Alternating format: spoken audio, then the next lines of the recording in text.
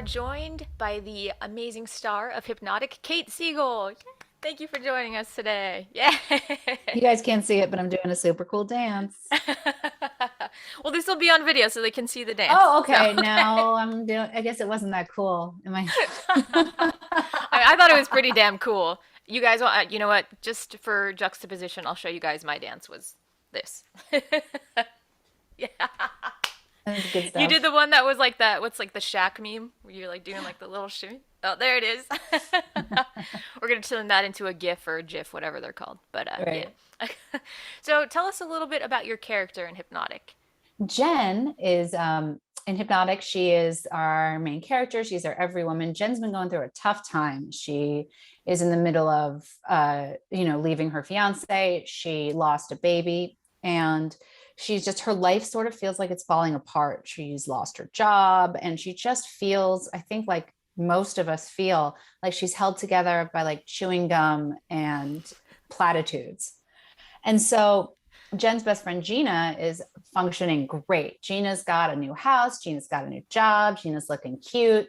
Gina's been seeing a new therapist. And at the beginning of our movie, Gina decides that she's going to save her friend Jen and send her to a therapist. And like most movies I'm in, things don't go as planned. Yeah, like that's like a little bit of your MO. Like you're describing that. I'm like, oh, is this like a rom com? Is it a little bit of like a feel good Hallmark movie? But it's I'm like telling you, you're in it, so it's not. we're going to fool everybody. It's like the Sean Bean situation. One of these days, it's going to be Kate just lives a great life. She just like, she's like a business lady and it all goes well for her. I love that. I'm gonna write that movie for you. We're Please we're do. gonna be the only two that watch it, but that's fine. I just need to I know that you want my got to Troop live that Beverly day. Hills. I want Yeah. my Shelley Long moment in Troop Oh Beverly my Hills. gosh, amazing! I love that you just referenced that. And now Cookie Time is just on a loop in my We head, so are I'm going. wilderness girls and it's cookie time. Mhm. That they have like so much heart in that song. Like they do like Cookie Time. Like it's like gets It's intense. so much. I still do this thing whenever I get dressed up to go to an event or something, where I'll look in the mirror with my stylist and I'll tap on a part of the dress and go, "It's missing a bead." This is like a deep dive in another movie, so maybe we should come back to Hypnotic. Amazing. You know what? I feel like there's a lot of crossover here, and people are gonna be really excited for that reference, though. Just Good, saying. good. So you don't have your Shelley Long moment quite yet, but what drew you to this project that is dark and not that kind of Well, I'll vibe? tell you this, along with my True Beverly Hills fascination, Hypnotic was just like all of the movies I grew up watching and loving. These 90s like thriller horror Mhm. movies like Sleeping with the Enemy or Kiss the Girls, where everything was just like a high speed romp where it just took you on a ride and it was so fun and you're yelling at the screen and it's the kind of thing you want to watch with all of your friends over and over again. Mhm. Mhm. And when I read this script, I'd just come off Midnight Mass and I was like, this looks like so much fun. And I can't wait to do it. And I think, and it was true from the very beginning to the end of shooting, we all had so much fun making this film. And I think you see that completely on screen. This is the type of movie that I've been waiting for this October. Something that I could watch over and over with my friends, quote with each other, throw popcorn at the screen, be like, no, don't go in there. Something that really, uh, it's the spirit of the season, if There you you will. go. And it comes out just in time for Halloween. It comes out Yeah, like October Halloween. 27th. Yeah, there you Yeah. go. So you can watch it once then, you can put it on after trick or treating, you can go back to it next year. Just like a lot of really good times to watch Hypnotic.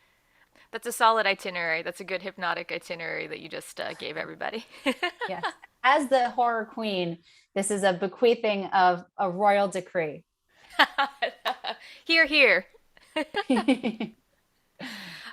So I did, like I mentioned, I got to talk with the directors as well. And there's a line that you say in this that I mentioned to them. I'm not a giving away control person. And that like resonated with me so deeply. But then you did a little ad lib after that as well. And they were like so stoked on it, saying that you kind of just like so embody the character. So is there a lot of that where you do kind of like ad libs and just kind of throw in something in the moment?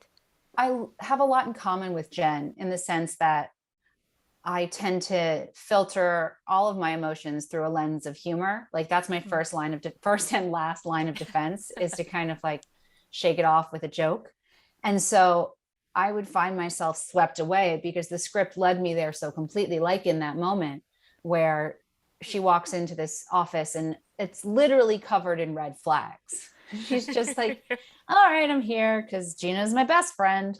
And I just completely identified with Jen. And it would happen over and over again that I would just, things would kind of fall out of my mouth. And Matt and Suzanne loved them because I think I identified so much with Jen's coping mechanisms. I love it. Yeah, they were like completely. Maybe you'll see this their interview later, but they were like losing their minds. And it was like she was Jen. Like she just like was so that was such a Jen thing to say, and like they were so excited about it. And it was like it was fun for me to see them just like loving that like so much as they were conveying this. Yes. They're really, really what they are is they're very reactive directors. And Mhm. so some directors are a closed book and they're not giving you a lot of feedback. Like they'll say good job or they'll direct you, but with Matt and Suzanne, you could feel their energy in the other room if they liked how a scene was going. And they'd be like punching the air. And it was just very satisfying to work with them as an actor because like you knew when you were doing a good job. I love that. Well, even just talking to them like over a screen, like I very much feel like they were exuding that kind of energy. So I can only imagine actually being in the same space, like sharing space and time with them, and then like Mhm. having them live reacting to something like that. That has to be And really being a cool. part of their vision, being a part of what they were creating with all of the camera moves and all of the lenses they were using and all of the different techniques, being in that world that is made of that energy. Hmm. It was just a joy because they have such excited focus. They knew what they wanted to do and they were happy to be at work and they were loved making movies, and that just infused the whole process with a great joy. Like Jason and I and Matt and Suzanne still keep in contact every week because it was just fun. Good Yeah, times. I love it. And it's infectious. Well, any kind of energy can be infectious, good or bad. So when it's Right. good energy that's like trickling down to everybody else, like it's a good time. Yeah. Yeah. I'm curious, in real life, are you the sort of person who will like speak on your ultimate fears and like give voice to that, or do you kind of like be more guarded about that and kind of keep it to yourself?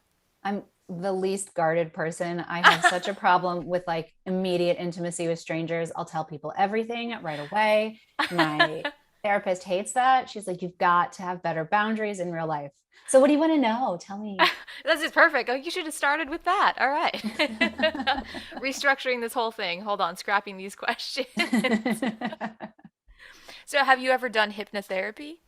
I've never done hypnotherapy. I'm actually very scared of hypnotherapy. I have a deep-seated fear of magicians.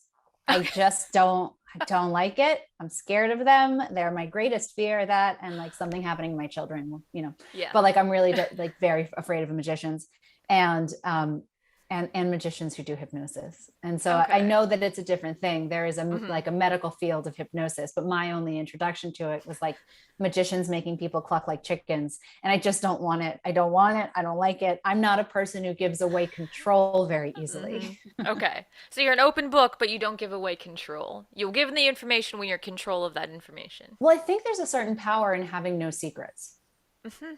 because then no Okay. one has anything on you. And so Right. that's kind of, if I'm just relentlessly honest, no one can control me because there's nothing I don't share. I kind of love that. That's great. But I have to go back to where, do you know where that fear of magicians started? Did you see something when you were a kid? Like what happened? You know what it is? I think that it's very much related to what I was just saying. I think because my stepson, he's really into Penn and Teller Fool Us, which is a TV show about magicians and how it works. And I don't like being lied to. And I feel like Okay. magicians are lying to me. And I understand it's supposed to be fun. And I Hmm. understand the hypocrisy because I'm an actor. So like there's a lot to unpack here about like maybe my own personal shame about lying as a profession. But I just find it really uncomfortable because I know it's not real. Like I know that they're not actually making things disappear or reappear. But if I can't figure out how they do it, I get really obsessive and uncomfortable. This is so wonderfully deep. I'm like, wow, there's tons here. There's so I much here. cannot wait for like the armchair psychiatrists to come out and be like, well, Kate, you must have had a very complicated childhood.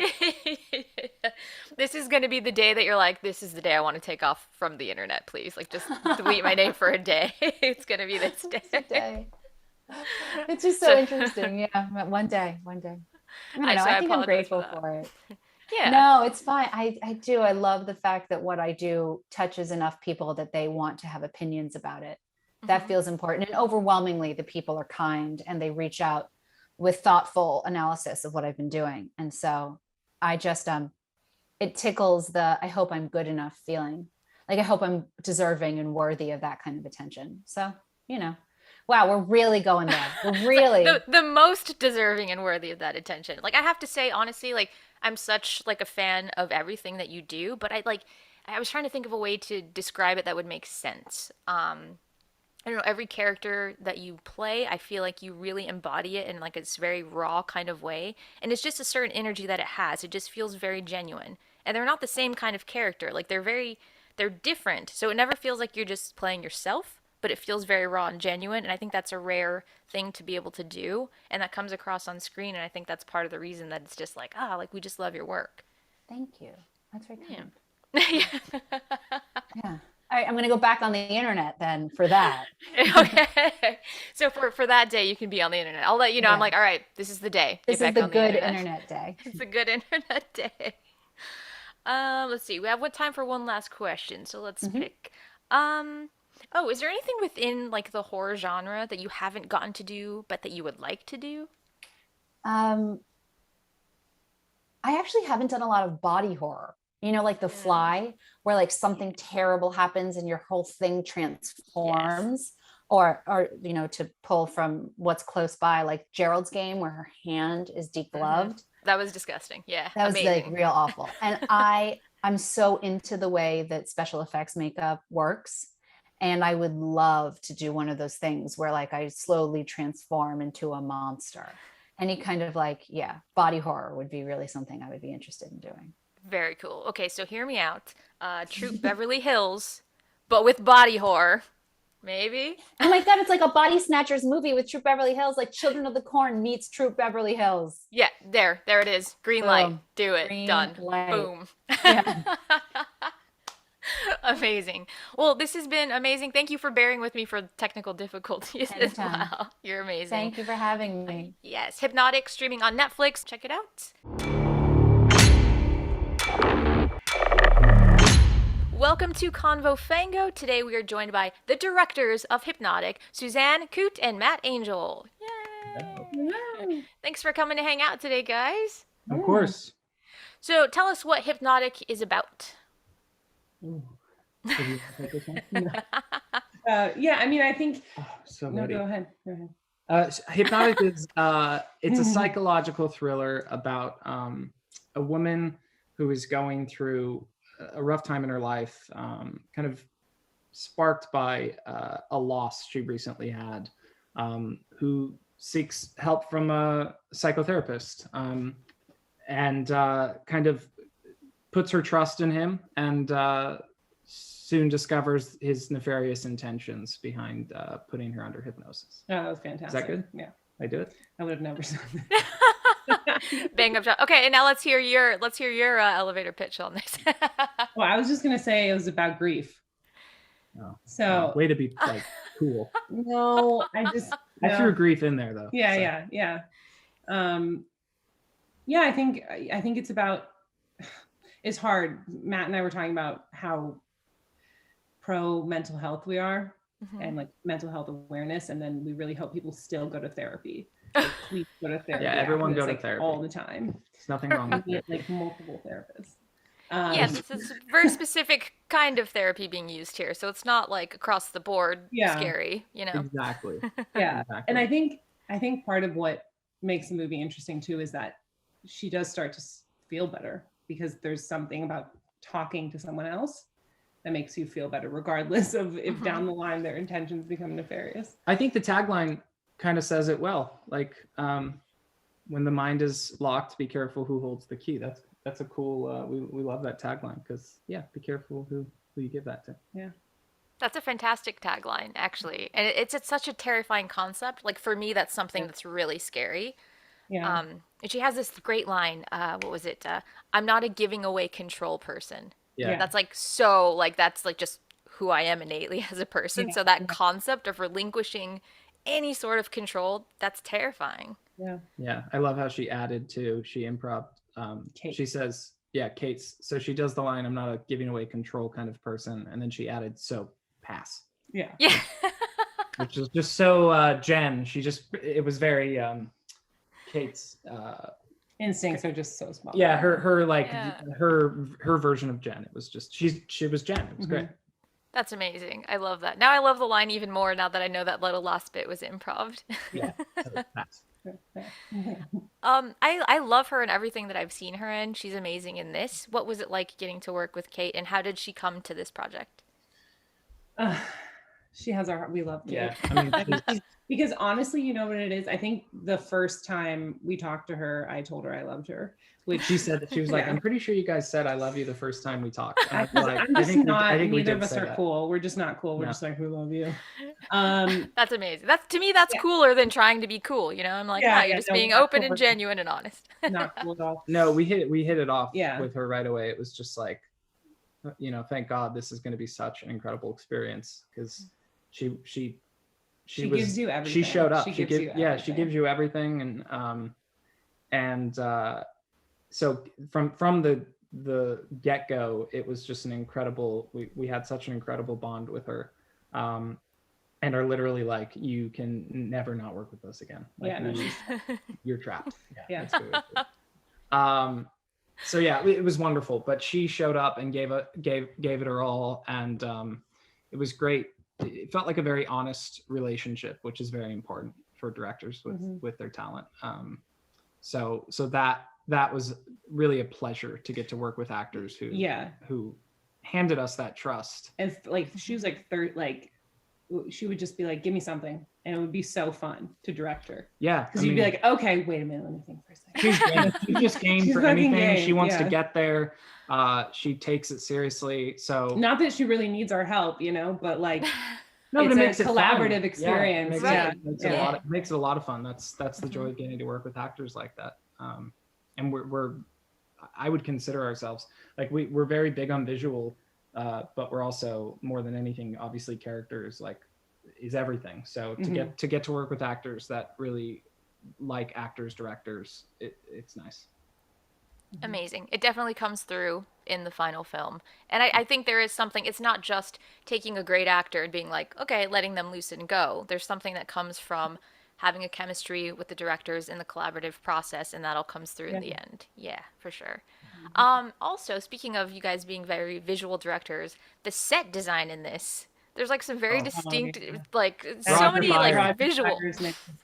Our production designer. Our production design, that's all him. He is, Just remember that name. he did Nobody, the Bob Odenkirk film, Mhm. which was incredible. And that hadn't come out yet when he was doing this film with us. But talk about another person who stuck with us. Who stuck with us, yeah. And he's also never allowed to go anywhere. who gave 6,000%. Like when you are so lucky to work with people that are just as passionate as you are, I'm just almost like, no, it's too much. Stop. It's too good. It's too good. Let's stop now. Yeah. And that's how Roger was. We'd be like quickly rewriting a scene or something. He'd be like, what about this? I'd be like, wait a minute, dude, you're the production designer, but like, I don't care. I love you. Thank you so much. That was a great idea.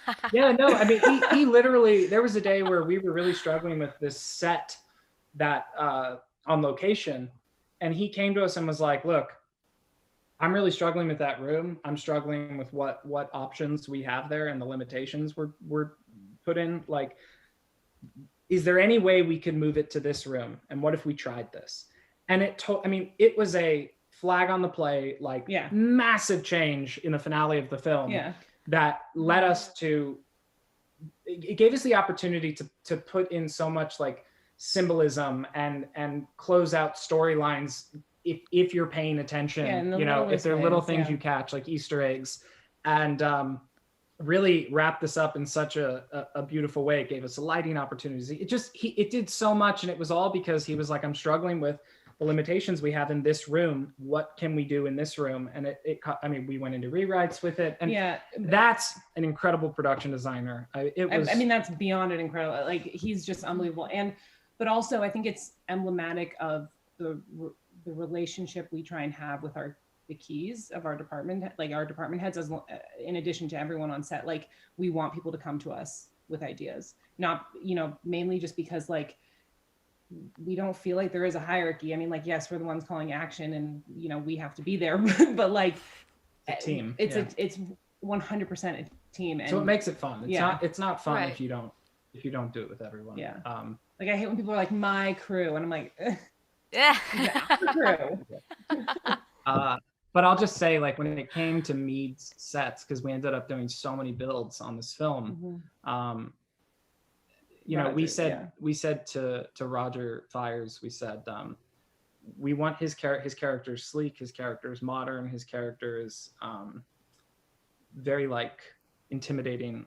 Think Ex Machina, and he just ran with that. And when you see his office set, we walked in, and it was just like, we'd go every day to check out the progress of that set because we were so excited for it. It's just awesome. That's I'm awesome. glad it went noticed.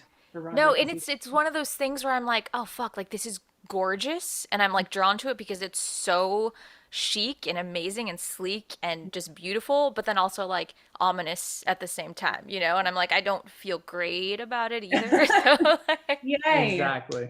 yeah. So nailed it. Yeah, awesome. Yeah, I don't know if you guys were like, hey, do you want to live here? Like, if you offered me that tomorrow, I'd be like, I'm not sure. Little cold. Yeah, it's kind of cold. Yeah, Kate was like, would I trust this guy? And we're like, well, he's very like warm. So, Jason, help her trust you, because that is, it's very specific. Yeah. But it's also different when when you meet somebody just like a cold meeting off of the street. That's a lot different than having like a best friend or somebody that introduce you to somebody. It's like you're already in the inner sanctum, so you're kind of marked safe. Yeah, exactly. Absolutely. Yeah. So it checks out. It works. Good. I don't want to give away any spoilers or anything. Can we talk about like hypnosis a little bit? It's in the name. It's a technique that we use. Yeah. Okay. Absolutely. What do you want? That's just a terrifying concept to me. What was like what drew you guys to this project? Was it that? What was like the kernel of it? Was anything based on truth? I mean, I know there's some things in here that are obviously based on reality. I don't know how much of it is based on reality. So we were drawn to it because we felt like there's a lot of different elements in Hypnotic that, like Inception or Fatal Attraction. Like, there's a lot of little things that are great, but like we'd never seen it in one movie. And so that's what initially drew us to Hypnotic. We actually had both just done hypnosis prior to even getting the job. I was like, no, hard pass. I love it. I was just, I'm not susceptible. My brain is like, has like an iron like moat around it or some shit. Like, you're not getting in there.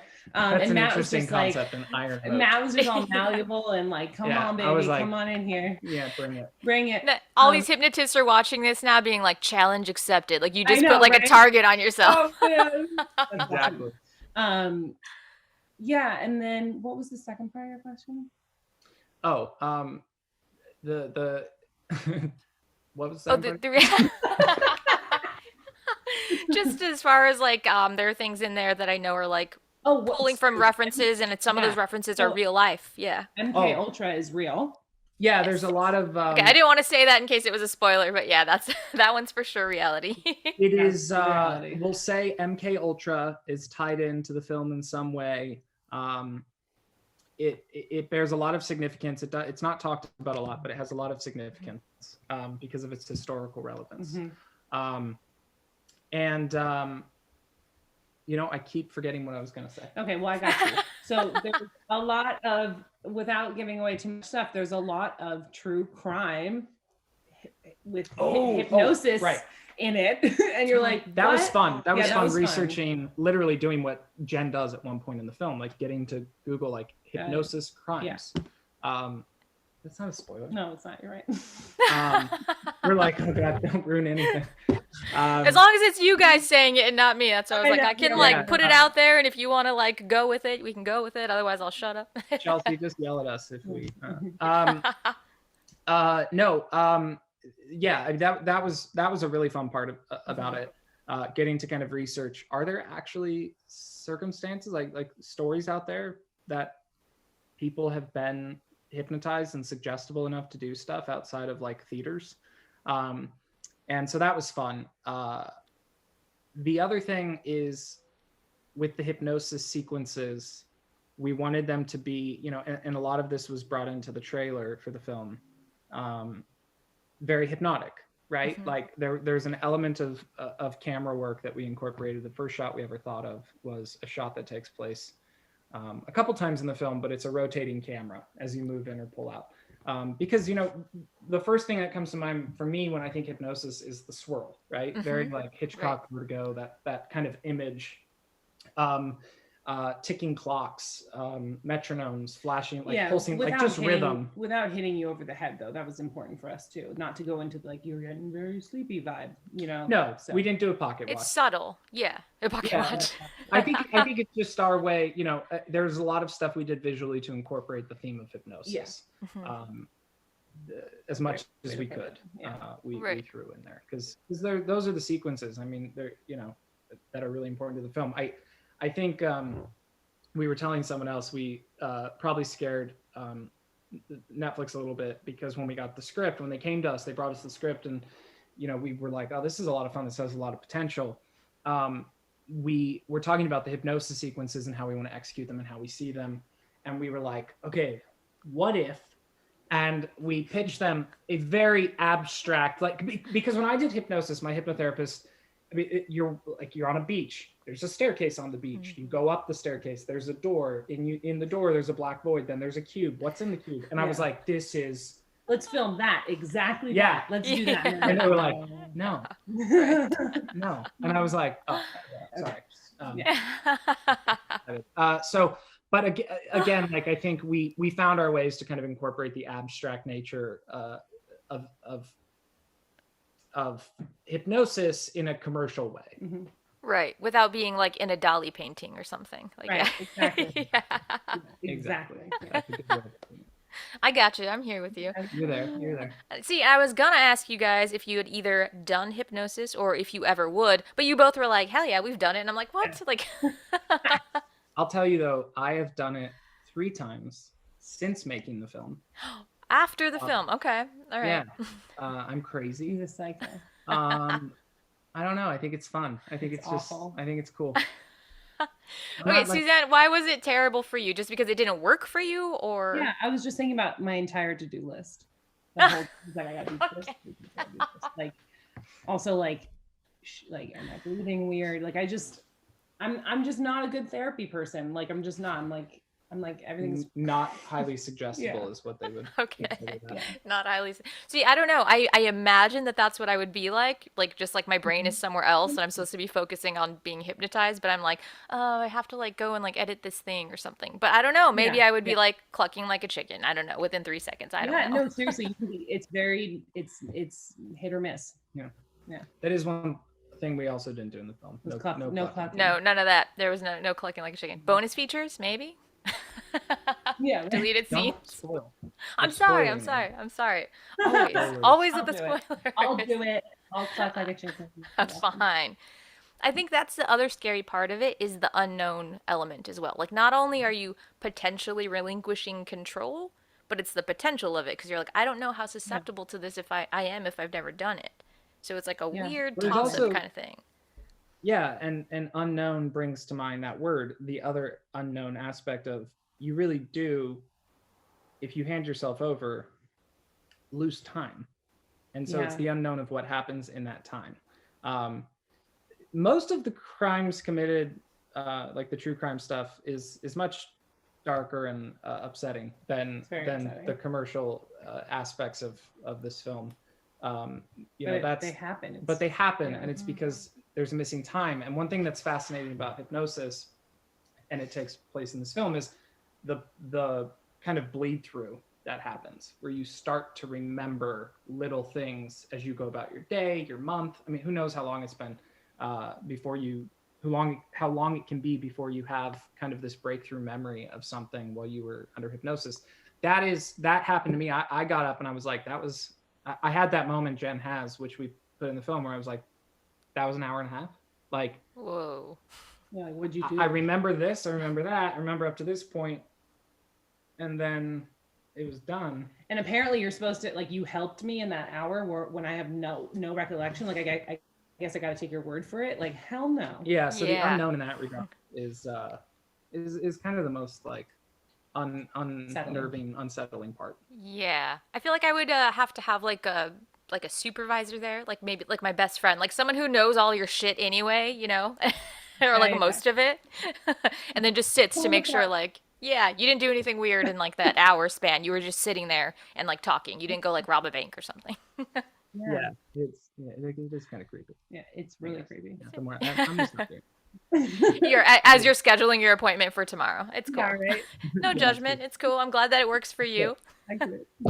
I really love that you guys have such like opposing views of it though. Like I think that's the best part. Yeah, exactly. We're like, Yeah. everyone should try. She's like, absolutely not. She's like, no. No, definitely not. All right, is there anything else you guys would like to share with us about the movie before we go? Oh man, no. No. I'm so bad at that. I'm like, I would just say, if you haven't seen it yet and you're watching this or listening to this, have fun, you know, and look for some of those Easter eggs. There's a lot of great kind of bits of closure visually towards the end of the film. So enjoy the ride. And if you have seen it, go watch it again. Yay. I was going to say, I feel like, yes, I will. I feel like I should watch it a second time to look for some more visual Easter eggs. Yeah, the clue is production design. That's your clue. Yeah. Okay. We gave you all the clues. Noted. All right. Yeah.